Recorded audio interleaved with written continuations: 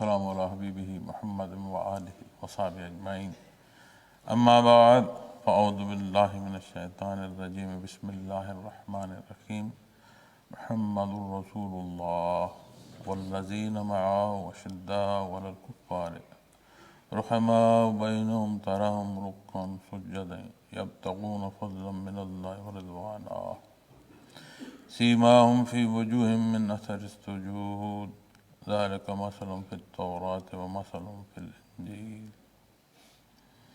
كزرع أخرج شطأه فآزره فاستغلظ فاستوى على سوقه يعجب الزراع ليغيظ بهم الكفار وعد الله الذين آمنوا وعملوا الصالحات منهم مغفرة وأجرا عظيما اللهم سبحانك لا علم لنا إلا ما علمتنا إنك أنت العليم الحكيم مولاي صل وسلم دائما على حبيبك من زانت بالرسل معزز سامعین کرام السلام علیکم ورحمۃ اللہ وبرکاتہ۔ ارشاد باری تعالیٰ ہے محمد صلی اللہ علیہ وسلم اللہ کے پیغمبر ہیں، جو لوگ آپ کے ساتھ ہیں وہ کافروں کے مقابلے میں سخت ہیں اور آپس میں مہربان ہیں۔ اے مخاطب تو ان کو دیکھے گا، کبھی رکوع کر رہے ہیں کبھی سجدہ کر رہے ہیں، اللہ کے فضل اور رضامندی کی جستجو میں لگے ہیں، اور ان کے آثار ان کے سجدوں کی وجہ سے ان کے چہروں پہ نمایاں ہیں۔ ان کے یہ اوصاف تورات میں ہیں اور انجیل میں ان کا یہ وصف ایسے ہے جیسے کھیتی کہ اس نے اپنی سوئی نکالی، پھر اس نے اس کو مضبوط کیا، پھر وہ موٹی ہوگی، پھر اپنے تنے پر سیدھی کھڑی ہوگی، کہ کسانوں کو بھلی معلوم ہونے لگی تاکہ اس سے کافروں کا جی جلائے۔ جو لوگ ان میں سے ایمان لائے اور نیک کام کرتے رہے ان سے اللہ نے گناہوں کی بخشش اور اجر عظیم کا وعدہ فرمایا ہے۔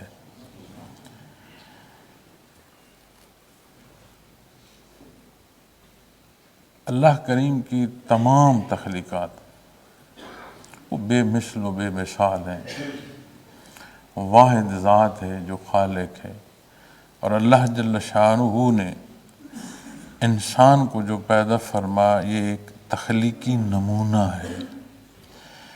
اس جہان فانی میں سے بسایا، اس کے اندر ایک جہان بسایا، پھر اس بستے جہان میں جو احساسات ہیں اس کی ایک اپنی دنیا ہے، اور انسانی فطرت جو ہے وہ جب کسی عمل کی طرف مبذول ہوتی ہے تو اس پر انہی احساسات کا اثر غالب آتا ہے۔ کیا احساس ہے، اس کا غلبہ کس طرف کا تھا، اور جو عمل اس نے اختیار کیا اس کے نتائج کیا مرتب ہوئے، یہ ایک الگ بحث ہے۔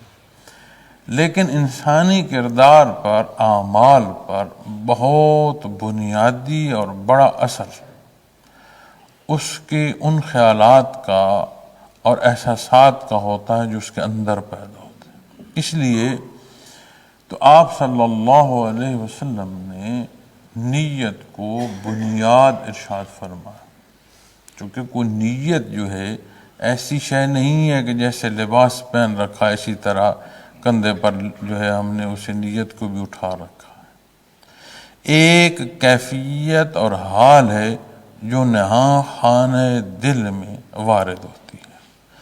اب اس نیت کے پیدا ہونے اور اس سے عملی صورت تک پہنچنے میں ایک پورا معاملہ اور ایک پوری ترتیب ہے۔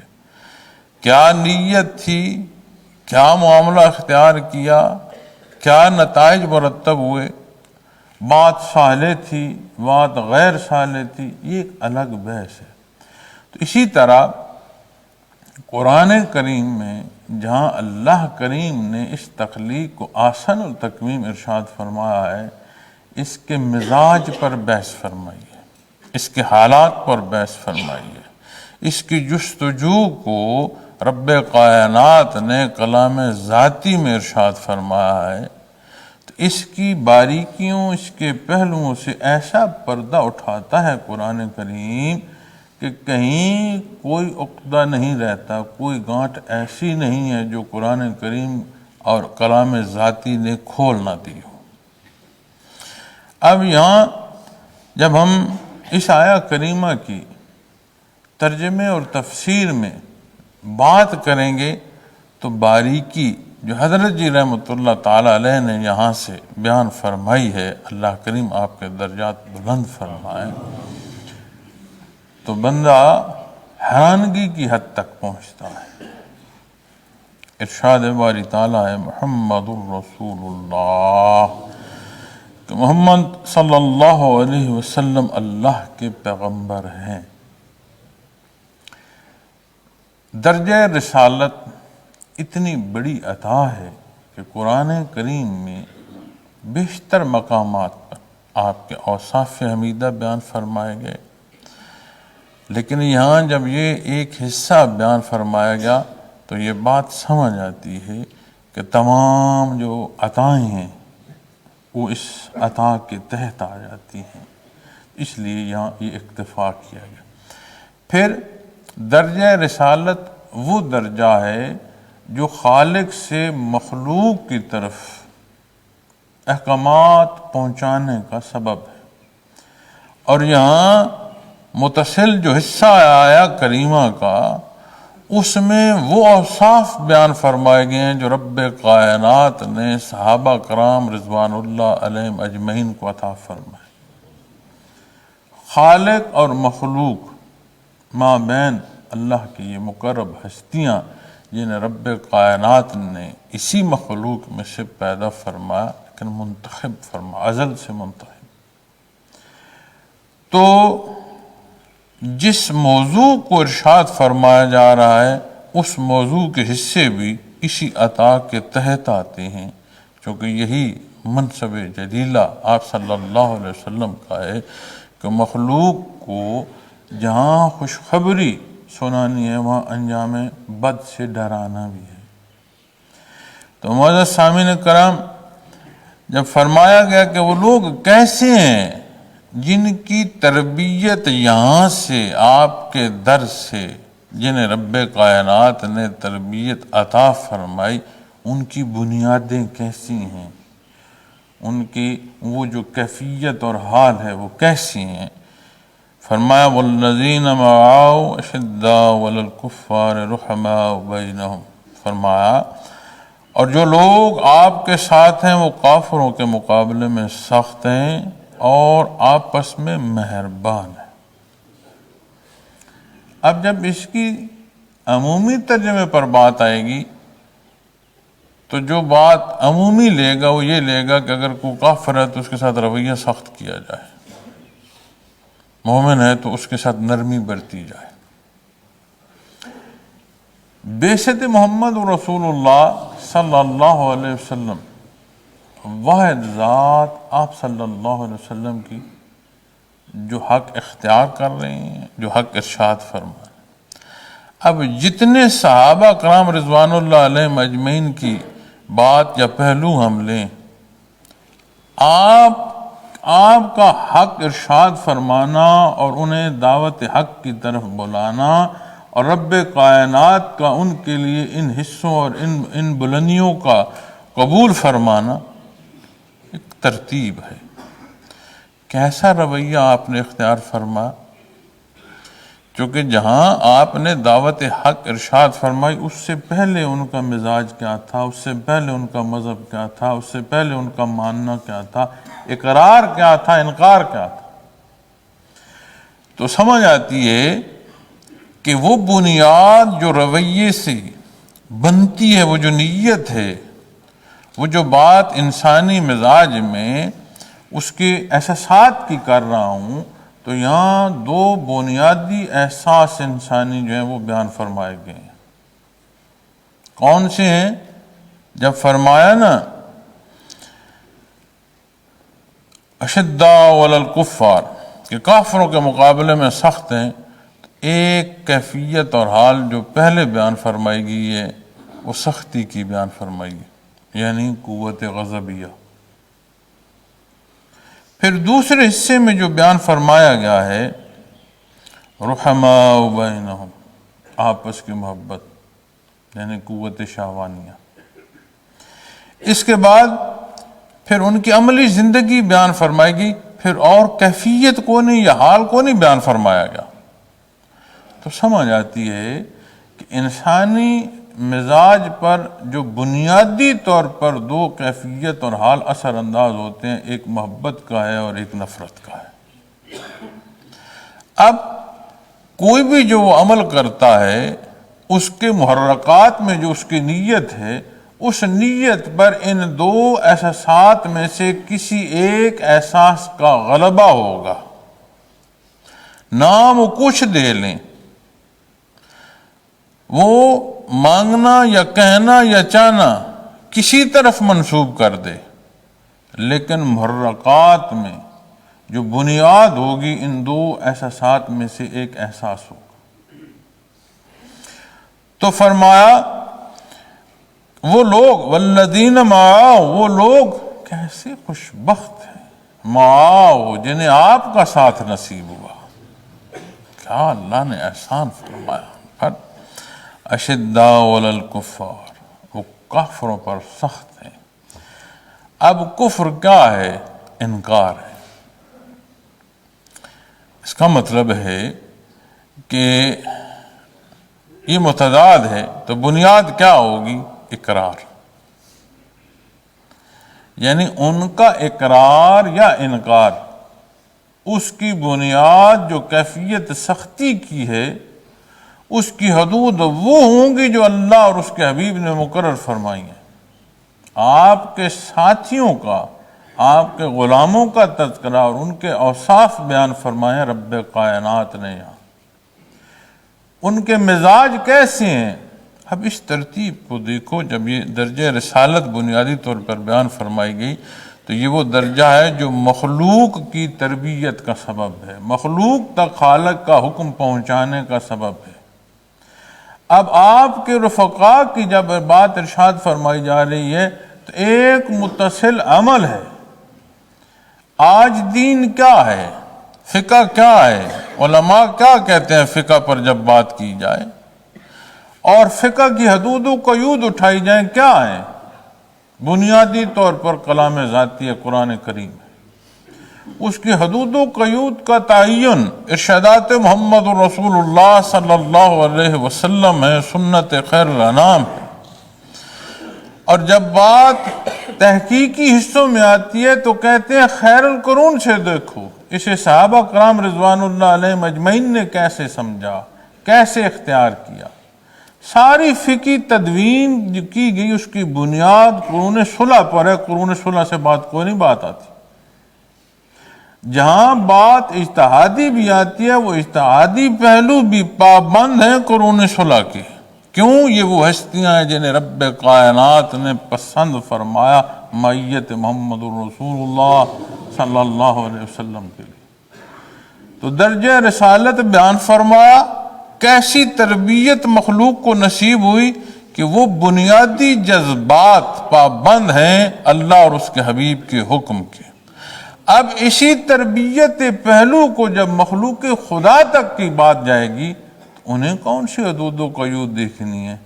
یہی بنیاد ہے جہاں سے ہم نے اپنا سبق لینا ہے، جہاں سے ہم نے اپنی رہنمائی لینی ہے، جہاں پر ہم نے اپنے امور کو جانچنا ہے کہ جو عمل میں اختیار کر رہا ہوں، جو سوچ سے عمل تک کے پہلو ہیں، انہیں اس اقتداء کے ترازو پر تولوں گا تو سمجھ آئے گی کہ یہ درست ہے یا یہ معاملہ غلط ہے.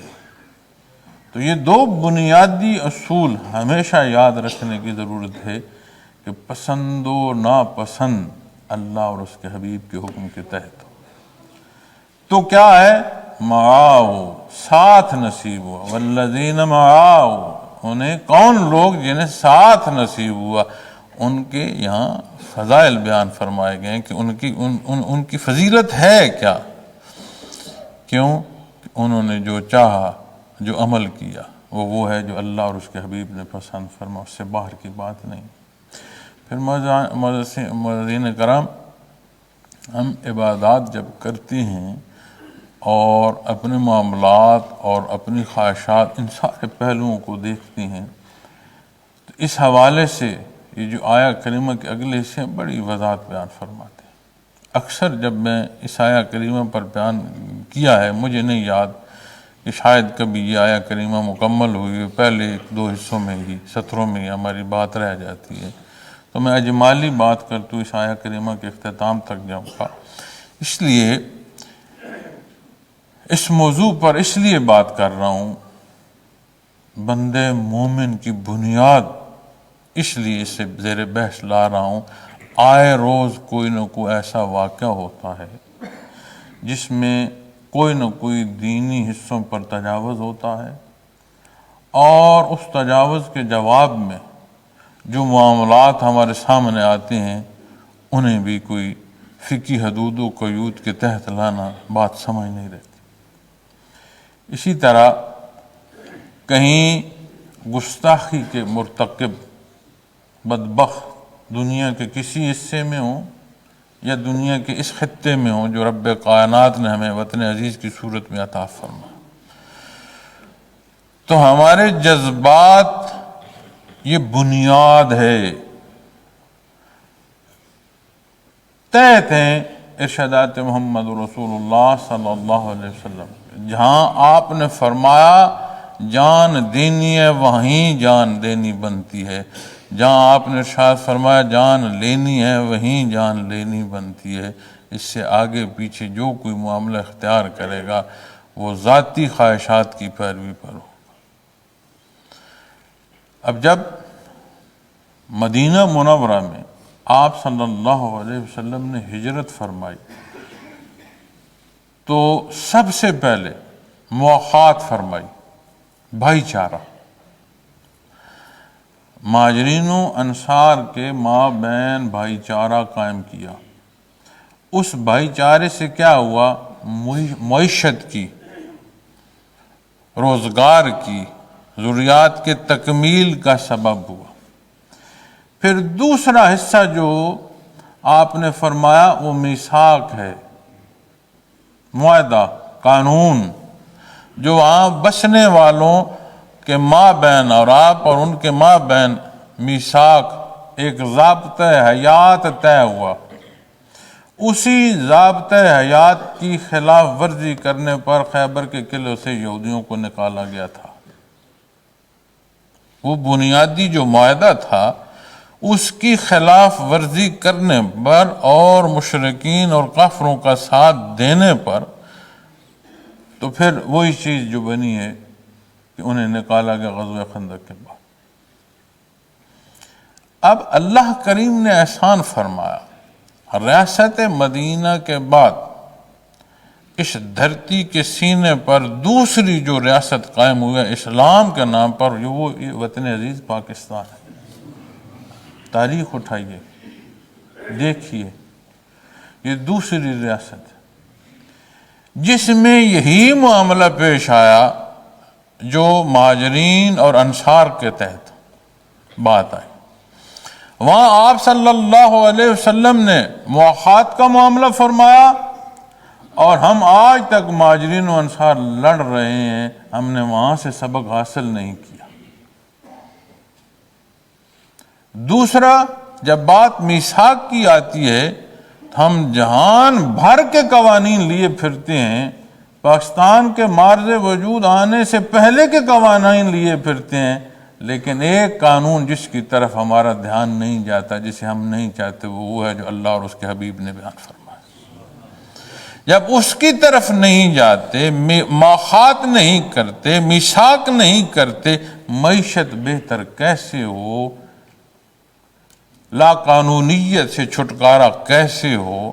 غلطیاں جب ہم خود کرتے ہیں پھر بحث جب سنتے ہیں جانتے ہیں کیا کہتے ہیں؟ کسی مولوی پر بات کر لو، کسی پیر پر بات کر لو، دین پر بات کر لو، اسلام پر بحث کر لو۔ جتنی کسی واقعے کے بعد بحث میں نے دیکھی ہے، ایسے لگتا ہے کہ جس کے پاس جتنے تیر ہیں وہ چاہتا ہے کہ سارے کے سارے جو تیر ہیں میں اسلام پر برسات ہوں۔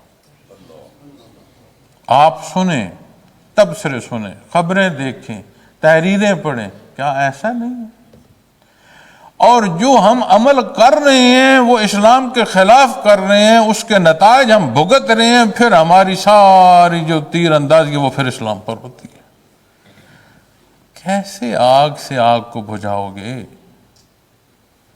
یہ گلے جو دین پر کیے جاتے ہیں، اس کا نام مولانا رکھ لو، اس کا نام داڑھی رکھ لو، اس کا نام بنیاد پرستی رکھ لو، ہم اپنی بنیاد چھوڑے ہوئے ہیں، اور جس پتنگ کا تند ٹوٹ جائے وہ بکھر جاتی ہے، وہ اڑان نہیں بھرتی۔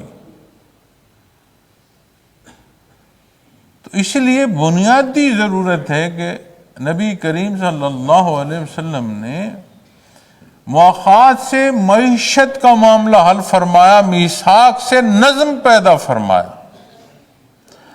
تو آج جب ہم اپنے مسائل پر بات کرتے ہیں تو اس بنیاد کو کیوں نہیں دیکھتے؟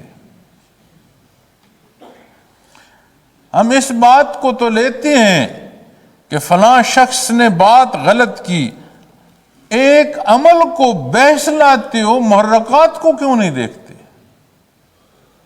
جب تک محرکات سبب کو نہیں ہم حل کریں گے، بیماری ٹھیک نہیں ہوگی۔ یہاں جہاں ہم جس خطے میں بستے ہیں، یہاں جو انسانی مزاج پر مہارت رکھتے ہیں، طبیب، اطباء، حکمت، تو حکمت کا اصول ہے کہ وہ بیماری کی بنیاد کو زیر بحث لاتا ہے، سبب کو۔ سر درد ہے تو سر درد کو زیر بحث نہیں لائے گا۔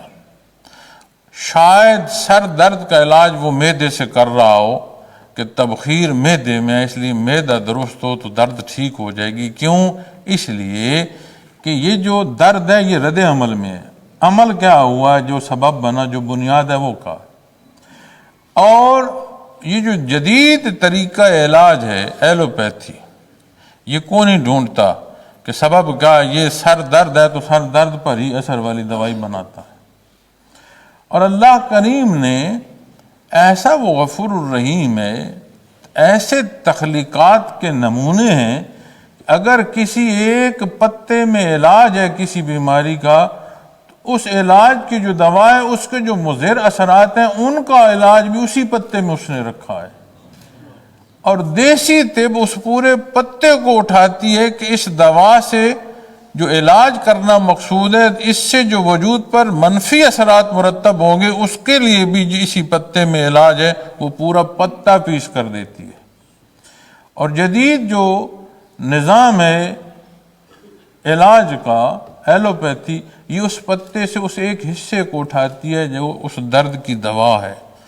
اس درد کی دوا سے وجود پر اور کیا اثرات مرتب ہوں گے وہ بعد میں دیکھتے ہیں، پھر اس کا مزید علاج کرتے ہیں، وہ پتا پورا نہیں اٹھاتے۔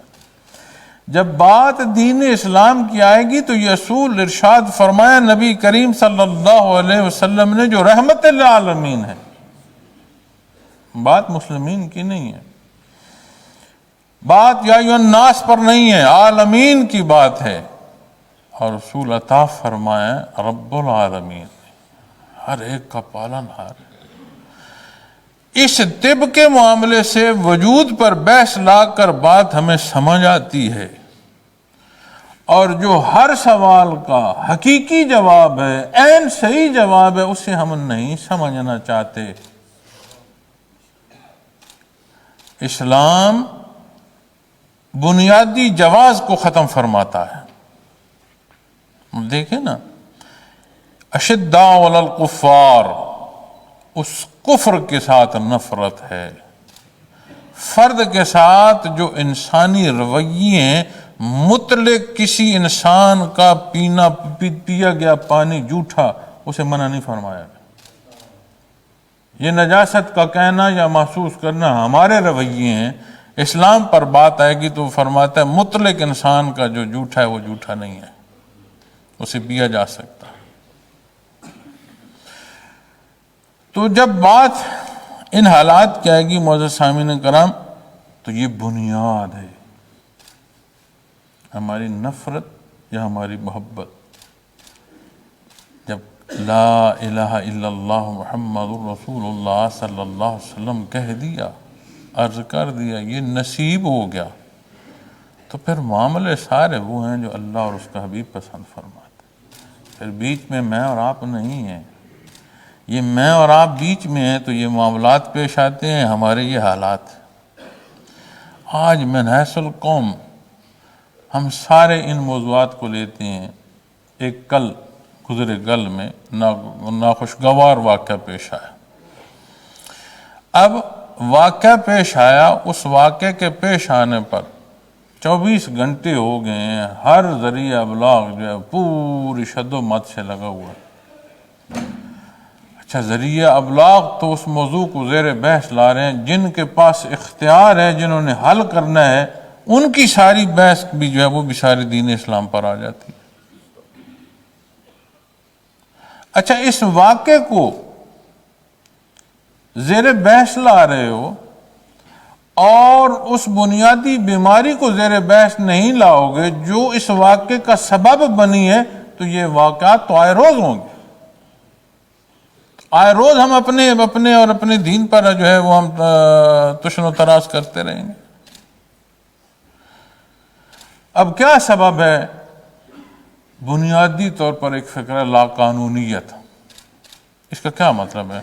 جہاں قانون کا نفاذ نہ ہو، قانون نہ ہو، تو حل کیا ہے؟ لا نکال دو بھائی، قانون کے تحت چیزیں لے آؤ، حل ہو جائے گا۔ لیکن اگر میرے لیے راستہ اور ہو، آپ کے لیے راستہ اور ہو، مقتدر لوگوں کے لیے راستہ اور ہو، تو پھر نتائج ایسے ہوں گے۔ اور ہم کیوں نہیں سمجھتے؟ یہ وطن وہ وطن ہے، اس کے معرض وجود میں آنے سے پہلے اس کے دشمن موجود ہیں۔ کیوں؟ اس لیے کہ دشمنی اسلام سے ہے، مخالفت مسلمان سے ہے۔ پھر وہ ہمیں تقسیم کرتے ہیں رنگ و نسل میں، پھر وہ ہمیں لسانی باتوں میں تقسیم کرتے ہیں، دینی پہلوؤں پر ہمیں اس درجے پر پہنچا دیتے ہیں کہ جہاں ہم نے ایک دوسرے کا مددگار ہونا ہے، ہم ایک دوسرے کی داڑھی میں ہاتھ ہے ہمارے۔ اس حل سے کس نے نکلنا ہے؟ کیسے نکلنا ہے؟ تو کیسے کا جواب تو بڑا واضح ہے۔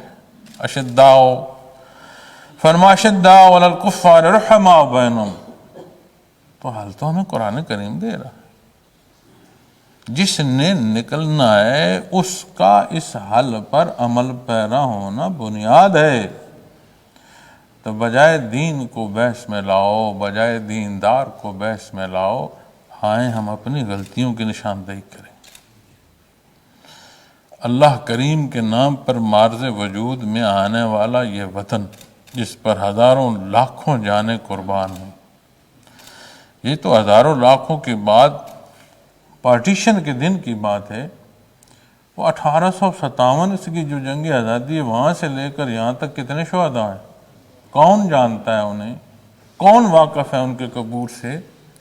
میاں میں اور آپ نہ جانیں، میں اور آپ نہ واقف ہوں، جس نے واقعتاً اس کے لیے جان دیا، جس کے لیے جان دیا وہ جانتا ہے۔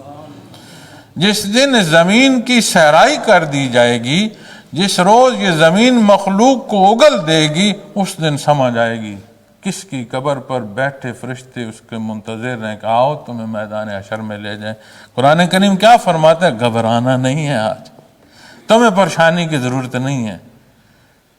تو جس کے لیے انہوں نے جان دی وہ انہیں خوب جانتا ہے۔ ہم جانیں یا نہ جانیں، تو یہ حادثات نہیں ہیں، مربوط نظم ہے جس کے تحت دنیا چل رہی ہے۔ معزز سامعین کرام، یہ وطن عزیز ہمارا ہے، ہم اس میں بستے ہیں، ہمارے اجداد کی قبور ہیں، ہم اپنے آنے والے نسلوں کے لیے یہ گھرونا بنا رہے ہیں، ایسے تعمیر کرتے ہیں اپنی اولاد کے لیے۔ یہ جو میرا اور تمہارا ہے، یہ ہمارا کیوں نہیں ہے؟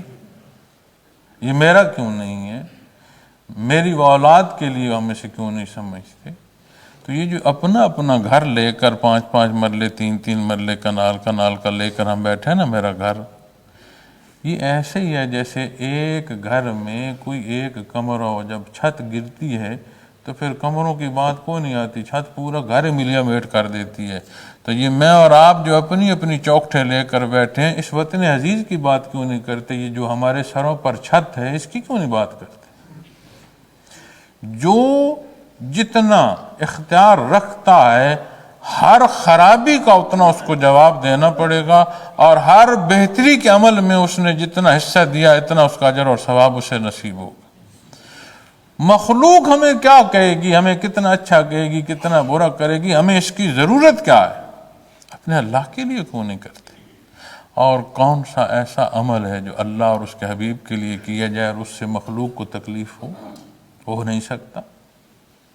تو کیوں نہیں ہم سمجھتے؟ جس کے پاس اختیار آتا ہے وہ پوری کوشش میں ہوتا ہے مجھ سے اختیار جائے نہیں۔ شداد فرعون بھول جاتی ہیں، سمجھتے ہیں میں مال و دولت اور حیثیت میری قائم رہے گی۔ کیسے رہے گی بھائی؟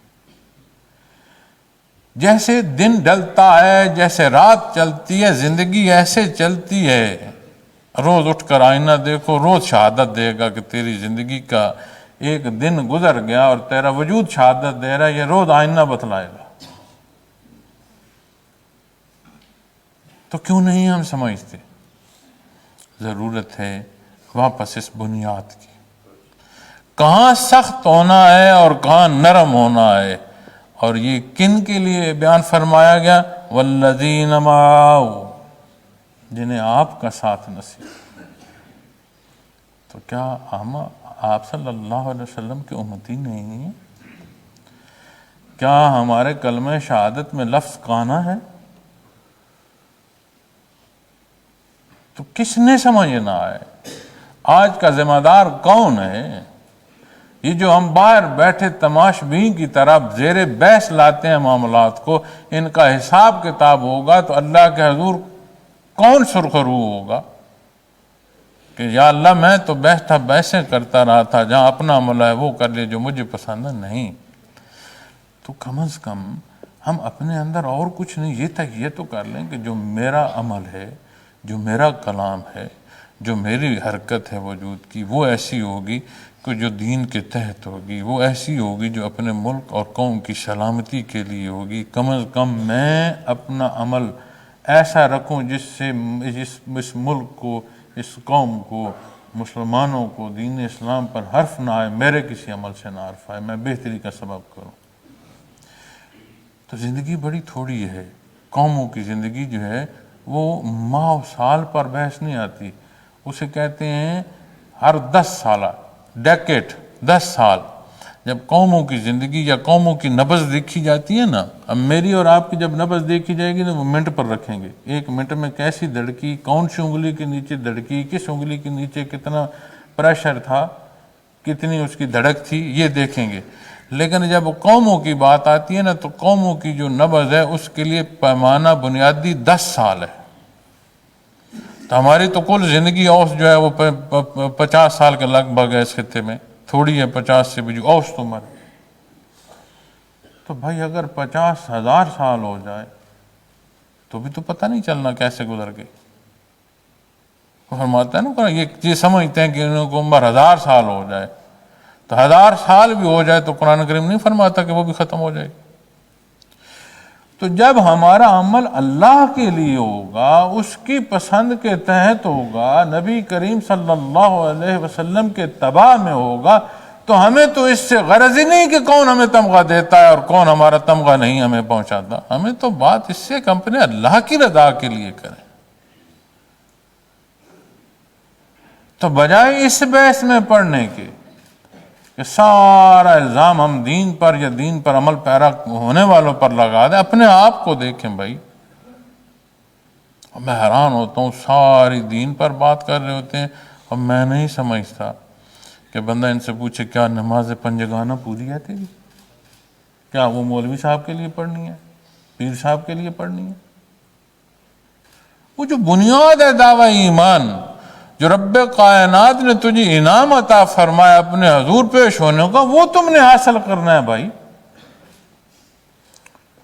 تو ان 2 بنیادوں کو، یہ جو خواہشات ذاتی اور اپنی ذات اور انا میں پھنسا رہی ہیں ہمیں، یہ جو قوت شہوانیہ، اسے تحت کرنا ہے اللہ اور اس کے حبیب کے حکم کے۔ یہ جو نفرت ہم اپنے معاشرے میں پھیلا رہے ہیں، یہ جو سختی ہم اپنے معاشرے میں پھیلا رہے ہیں، اسے تحت کرنا ہے شہادت محمد رسول اللہ صلی اللہ علیہ وسلم کے۔ تو یہ فساد نہیں ہوں گے۔ ہم کیوں نہیں سمجھتے کہ یہ جو دین مخالف لوگ ہیں، انہوں نے ہم ہی میں سے لوگ اٹھائے ہوئے ہیں جو پوری شد و مت سے کوئی پہلو ضائع نہیں ہونے دیتے جہاں سے دین پر اعتراض ہوتا، کوئی موقع گواتے نہیں ہے جس سے ہمارے وطن اور قوم کو کوئی تکلیف پہنچ سکتی ہے اور یہ مخالف گنوا رہے ہیں۔ یہ شیطنت ہے۔ رب کائنات فرماتا ہے ازل سے تمہارا دشمن ہے۔ تو جو دین کے مخالف ہے وہ کیا ہے؟ شیطان نہیں ہے، شیطنت نہیں ہے یہ عمل۔ حل کیا ہے؟ مار کھاتے رہو۔ حل یہ ہے کہ اس کا تدارک عمل صالح سے کرو۔ ہمارا جو نمائندہ اقتدار میں جانے کے لیے کھڑا ہے اسے کوئی غرض نہیں کس کے کندھے پر پاؤں رکھ رہا ہوں، کس کے سر پر پاؤں رکھ رہا ہوں۔ جسے اقتدار مل گیا اسے کوئی غرض نہیں میرے نیچے کون پس رہا ہے، وہ کہتا میرا اقتدار کو طول مل جائے۔ جو لائن میں لگا ہے وہ کہتا ہے کچھ بیچ دو مجھے اقتدار میں لے جاؤ، تو ہمیشہ بیٹھے رہو گے۔ اللہ معاف فرمائے، جس کے پاس جتنا اختیار ہے، جو رب کائنات نے اسے اختیار دیا ہے، اس کا جہاں جہاں جو جو مصرف کیا گیا یہ سارا ترازو پر چلا جائے گا۔ تو جو کچھ آج ہو رہا ہے، جو قاتل جو مقتول، جو انصاف کا نظام، جو لین دین، جو معاشرے کی تڑپ تکلیف، جہاں میں اور آپ اپنے اپنے حصے کا جواب دیں گے، جن کے پاس اختیار ہے وہ اپنے اختیار کے مطابق جواب دیں۔ لیکن بنیادی بات ہے نا، یہ رشتہ نصیب ہو کہ ہم مانیں محمد الرسول اللہ، ہم جانیں محمد الرسول اللہ، ہماری سوچ ہمارا عمل طے تو محمد الرسول اللہ۔ حل تو معزز سامعین کرام، سبب کیا ہے؟ یہ کیا ہے؟ فرمایا تراہم رکعا سجدا یبتغون فضلا من اللہ ورضوانا۔ اے مخاطب، تو جب دیکھ وہ رکوع سجود میں، اب محبت اور یہ تڑپ کی کیفیت کو اپنے حال پر لے آؤ، معاملات پر لے آؤ۔ رکوع و سجود ہمہ وقت ممکن نہیں ہے انسانی حیات میں۔ فرشتے سے متعلق، ملائکہ سے متعلق قرآن و حدیث میں دیکھیں تو یہ بات سمجھ آتی ہے کہ جس کو جب جہاں جتنا پیدا فرمایا اس پر وہ قائم ہے، رکوع میں ہے، رکوع میں ہے، سجدے میں ہے، سجدے میں ہے، قیام سے سجدے تک جس کو جدھر فرمایا وہ ہے۔ کیوں؟ اس کے ساتھ کوئی احتیاج نہیں ہے، مجبوری نہیں ہے اس کے ساتھ، نہ اسے بھوک ہے، نہ اسے پیاس ہے، نہ اسے تھکاوٹ ہے، نہ اس کی پسند ہے، اس نے حکم بجا لانا۔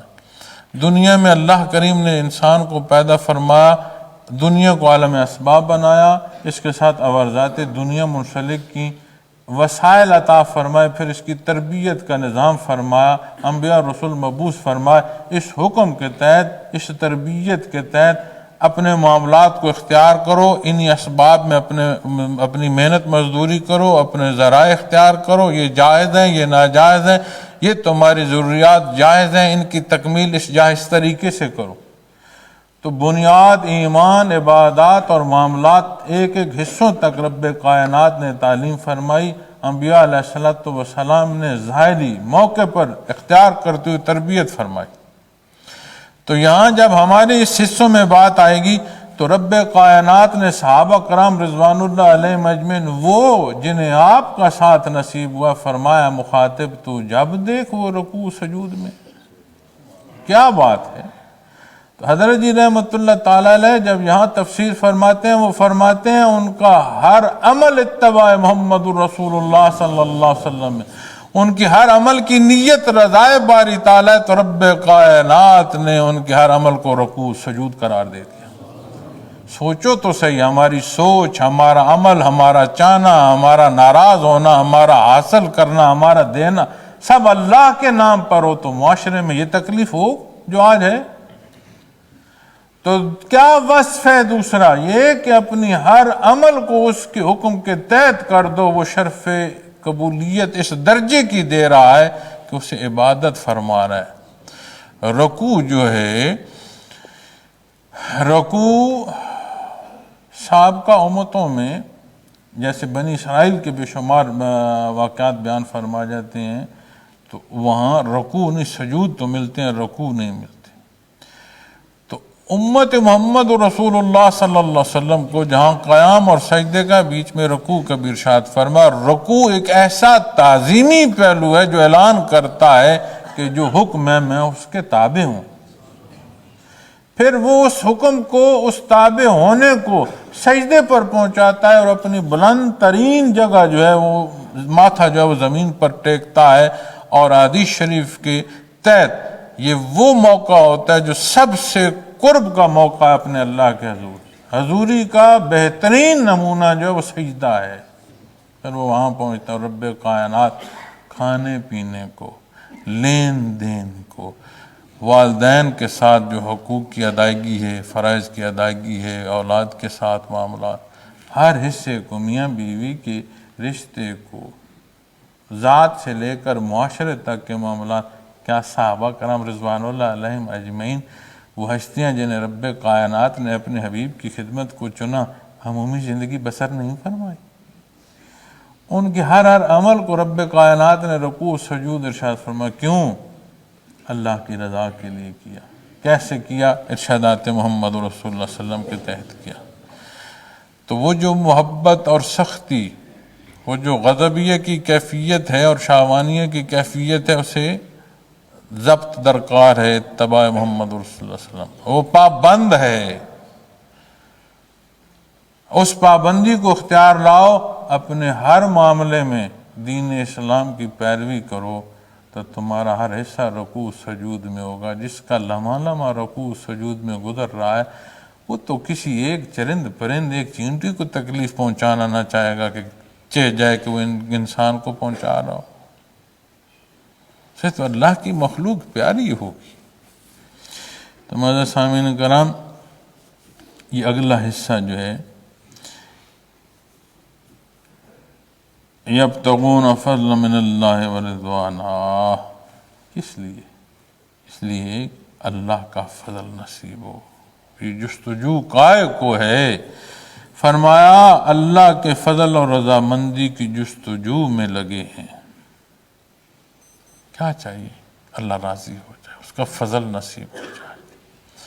یہ جو رکوع سجود اذکار تسبیحات پر ہم کہتے پھرتے ہیں نا اور گلہ دیتے پھرتے ہیں کہ اتنی نمازیں پڑھی پھر بھی بیمار ہوں، اتنی تسبیحات پڑھی پھر بھی یہ مسائل ہیں، ان کا یہ معاملہ نہیں تھا.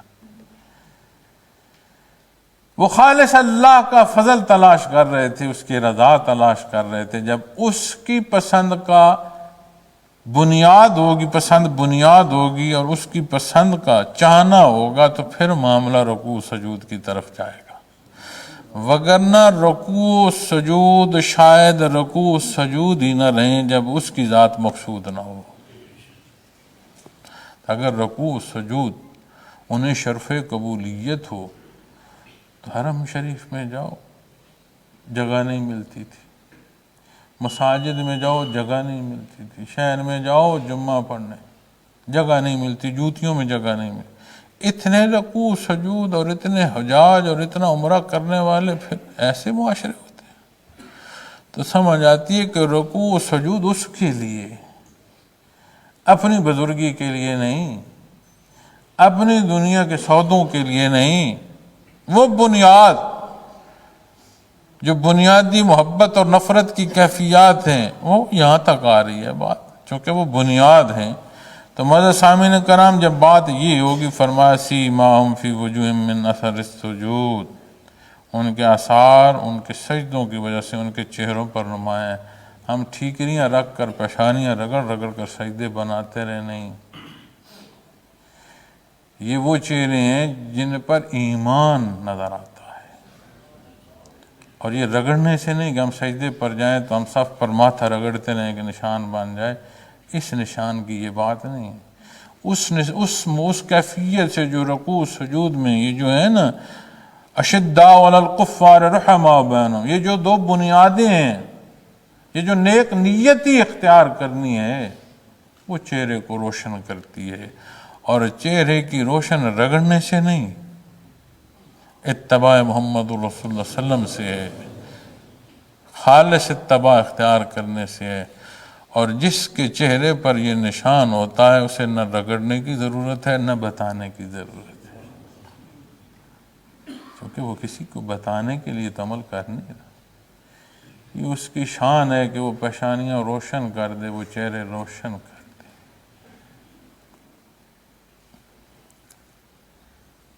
یہ زندگی جو ہے ماہ سال گزر رہے ہیں، چل رہے ہیں، نہیں معلوم ہوتا۔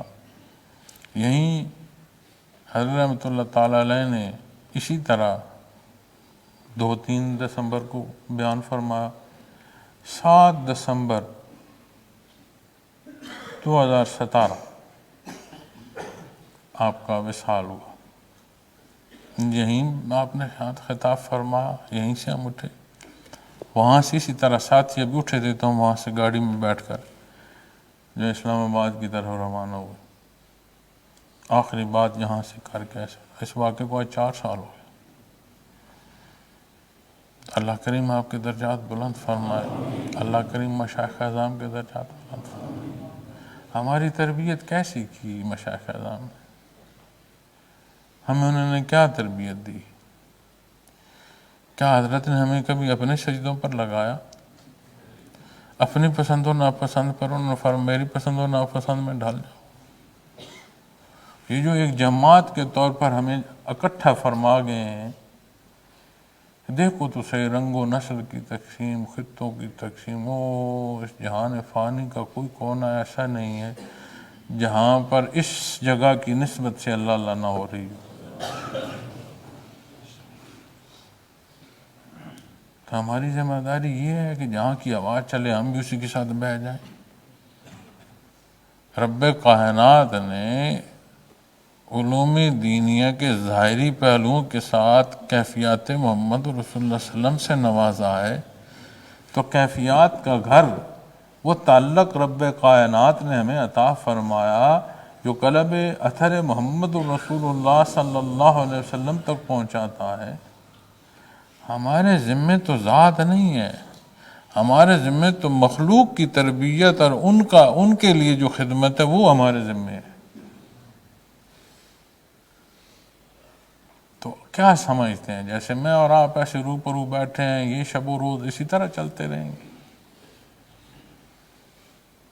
دن کی شام ہوتی ہے، زندگی بھی اسی طرح شام ہوتی ہے۔ تو میں اور آپ اپنا وقت دنیا میں بسر کر رہے ہیں، ایک ایک لمحہ جو ہمارا ہے وہ گزر رہا ہے۔ میں سوچتا ہوں 4 سال ہو گئے حضرت جی رحمۃ اللہ تعالیٰ علیہ کے وصال کو۔ تو یہ جو 4 سال وہاں گزرے ہیں، یہ 4 سال میری اور آپ کی زندگی میں سے بھی تو گزر گئے ہیں۔ وہ فاصلہ ہم اس طرف دیکھ رہے ہیں، اس فاصلے کو اپنی جو فرصت ہے اس سے منہا کرنے کی طرف کون دیکھے گا؟ خوبصورت دن تھے زندگی کے، اعلیٰ دن تھے میرے اللہ نے عطا فرمائے، الحمدللہ۔ لیکن یہ جو ذمہ داری ہے اس میں بڑی نزاکت ہے، یہ امانت ہے، اور اپنی اپنی حیثیت میں ہر ایک کے لیے امانت ہے۔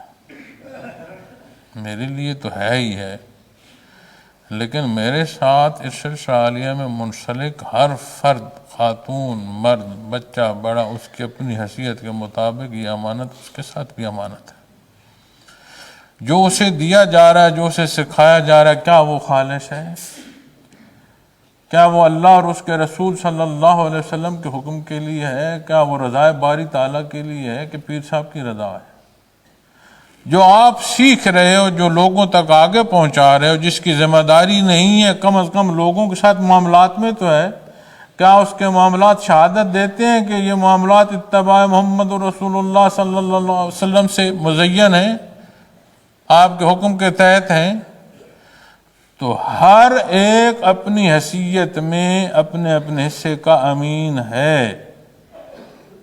امانت بڑی نازک ہے، اور اس کی نزاکت بڑھتی جاتی ہے، جوں جو بات سمجھ آتی ہے اس کی نزاکت بڑھتی جاتی ہے۔ آپ صلی اللہ علیہ وسلم کہ قلم مبارک سے جو بحر جاری ہے اس سے منسلک ہو، اور یہ نزاکت سمجھنا ہے، یہ بات سمجھ نہیں آتی۔ تو رب کائنات نے مشائخ اعظم پر احسان فرمایا، انہیں یہ شرف قبولیت نصیب ہوئی کہ اس سمندر میں، سمندر جیسی کیفیات کے ساتھ دار دنیا سے انہوں نے پردہ فرمایا، خاتمہ بالخیر نصیب ہوا۔ یہ اللہ کا بڑا احسان۔ اب جب ہم اپنی زندگی کو اور اپنے اختتام کو دیکھتے ہیں تو شریر کانپتا ہے، ہیں کیا، کیسے ہیں اور کہاں بیٹھے ہیں، خاتمے تک کیسے پہنچیں گے، خاتمہ کیسا ہو۔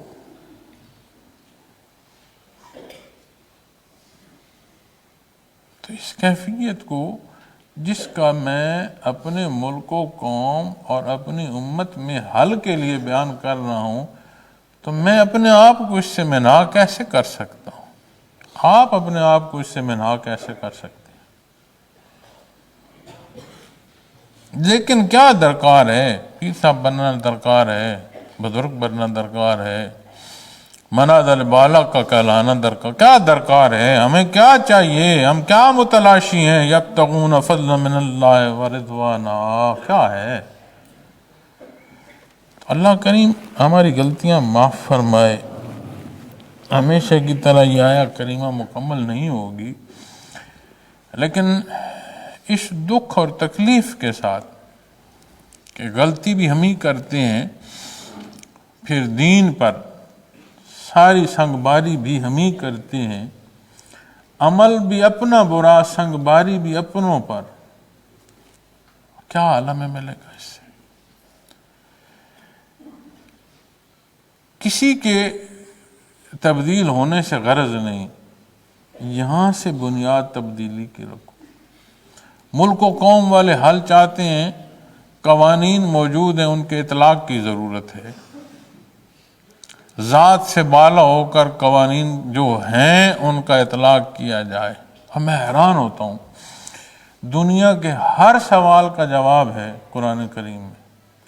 ہم ہر سوال کرتے ہیں، ہر جگہ دنیا میں جواب ڈھونڈتے ہیں، کلام ذاتی سے نہیں ڈھونڈتے۔ دیکھو یہود کو کتنا برا بلا کہا جاتا ہے، اور کتنی برائیاں انہوں نے کی، کتنی ناشکریاں انہوں نے کی۔ قرآن کریم کتنی بار بیان فرماتا ہے کہ اے اولاد یعقوب، یاد کرو وہ جو احسانات تم پر ہیں، کہ نہیں بیان فرماتا؟ وہ برائی میں اپنی جو تحریف شدہ تحریر ہے اس کو قانون بنا کر آج بھی انہوں نے اپنی ذات پر لاگو کیا، اور جنہوں نے حق شناسائی مخلوق تک اور حق آگاہی پہنچانی ہے، کلام ذاتی چھوڑ کر بیٹھے۔ اللہ جل شانہ ہمارے حال پر رحم فرمائے، ہمیں معاف فرمائے، دین کی سمجھ عمل کی توفیق عطا فرمائے۔ اللہ ہماری اس ملک کی حفاظت فرمائے، اس ملک کی حفاظت میں ہماری جانوں کو قبول فرمائے۔ یہ وہ خطہ ہے جسے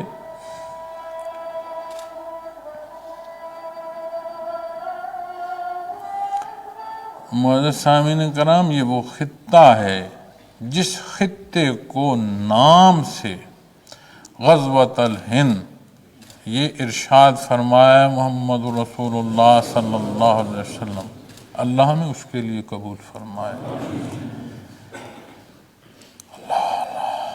وآخر دعوانا الحمد للہ رب العالمین۔